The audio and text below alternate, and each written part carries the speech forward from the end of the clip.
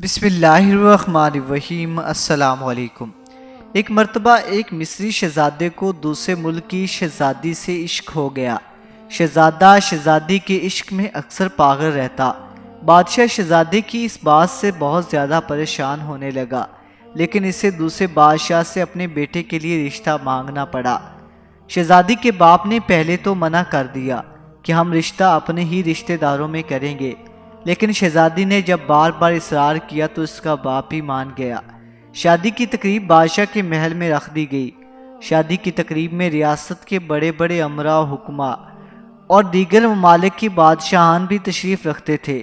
دعوت ولیمہ میں طرح طرح کے قیمتی اور دل پسند کھانوں کا اہتمام کیا گیا۔ جب شہزادہ اور شہزادی اسٹیج پر پہنچے تو شہزادے کی ماں بھی شہزادی کے ساتھ اسٹیج پر چلی گئی۔ شہزادے کو یہ بات بالکل پسند نہ تھی کہ شہزادے کی ماں بھی اس کے ساتھ ہو۔ کافی دیر گزر جانے کے بعد شہزادی سے رہا نہ گیا اور اس نے شہزادے کے کان میں کہا کہ اپنی والدہ سے کہو کہ وہ اسٹیج سے نیچے اتر جائے۔ شہزادے نے جب شہزادی کی یہ بات سنی تو زوردار اعلان کیا، مجھ سے میری ماں کون خریدے گا؟ حاضرین ولیمہ پر سناٹا طاری ہو گیا اور سب حیران و پریشان نگاہوں سے ایک دوسرے کو دیکھنے لگے۔ آخر بادشاہ کے بیٹے کو یہ کیا ہو گیا ہے؟ اس نے یہ کیا کہہ دیا ہے، مجھ سے میری ماں کون خریدے گا؟ کسی بھی شخص نے شہزادے کو کوئی جواب نہ دیا تو شہزادہ نے کہا، میں خود اپنی ماں کو خریدوں گا اور اس کی قیمت یہ ہے۔